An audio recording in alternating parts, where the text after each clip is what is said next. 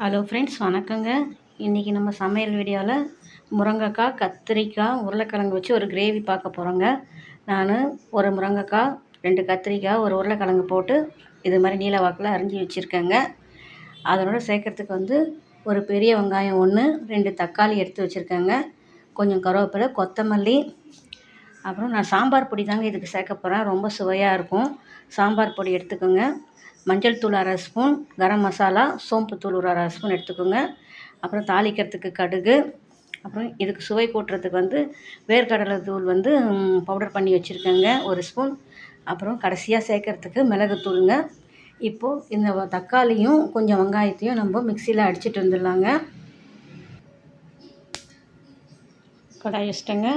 இதில் நான் தேங்காய் எண்ணெய் தாங்க 1 ஸ்பூன் ஊற்றிருக்கேன். ஏன்னா இது ரொம்ப சுவையாக இருக்கும் தேங்காய் எண்ணெய் போட்டு செஞ்சோம்னா. அதை கடுகு உளுத்தம் பருப்பு போட்டு தாளிச்சிக்கலாம். கடுகு பொரிக்கிட்டுங்க. வெங்காயம் போட்டுக்கலாம். வெங்காயம் கருவேப்பிலை போட்டிருக்கேங்க. இப்போ இஞ்சி பூண்டு பேஸ்ட் 1 ஸ்பூன் சேர்த்துக்கலாம்.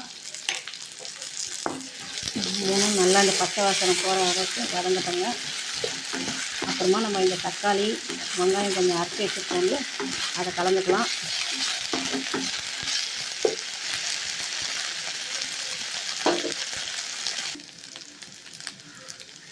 வெங்காயம் வதங்கிடுச்சிங்க. இந்த ஸ்டேஜில் நம்ம அரிஞ்சு வச்ச காய்கறியை சேர்த்துக்கலாம்.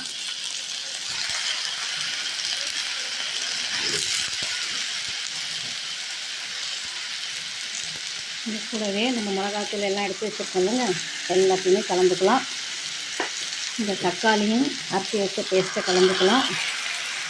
இப்போ இது நல்லா கலந்து விட்டு வேகட்டுங்க. கலந்துட்டோன்னா இந்த ஸ்டேஜில் தேவையான அளவு உப்பு போட்டுக்கோங்க. முருங்கைக்காய் வேகணுங்க, அதனால் ஒரு 1/2 டம்ளர் தண்ணி ஊற்றிக்கோங்க. இப்போ மூடி வச்சிட்டோம்னா கொஞ்சம் நேரம் முருங்கைக்காய் வெந்துடும். சுவையான முருங்கைக்காய் கிரேவி ரெடி ஆகிடுங்க. சுவையான முருங்கைக்காய், கத்திரிக்காய், உருளைக்கிழங்கு கிரேவி ரெடி ஆகிடுச்சிங்க. நீங்கள் முருங்கைக்காய் வெந்துச்சான்னு பார்க்குறதுக்கு இப்படி தூக்கி பார்த்தீங்கன்னா இந்த இடத்துல ஹோல்ஸ் வந்துச்சுன்னா வெந்துச்சுன்னு அர்த்தங்க. இந்த ஸ்டேஜில் நம்ம இதை வேர்க்கடலை தூள் சேர்த்துக்கலாம். எடுத்து வச்சு 1/2 ஸ்பூன் மிளகுத்தூள் சேர்த்துக்கலாங்க. கொஞ்சம் கொத்தமல்லி தூவிட்டு சுவையான கிரேவி ரெடி ஆகிடுச்சிங்க. இப்போ நம்ம இறக்கிடலாம்.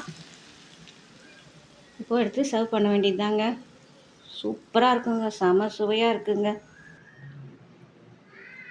இந்த சுவையான கிரேவி ரெடி ஆகிடுச்சிங்க. இந்த வீடியோ உங்களுக்கு பிடிச்சிருக்கும்னு நினைக்கிறேங்க. லைக் பண்ணுங்கள், ஷேர் பண்ணுங்கள், மறக்காமல் சப்ஸ்கிரைப் பண்ணுங்கள் ஃப்ரெண்ட்ஸ். பாய். அடுத்த வீடியோவில் பார்க்கலாம்.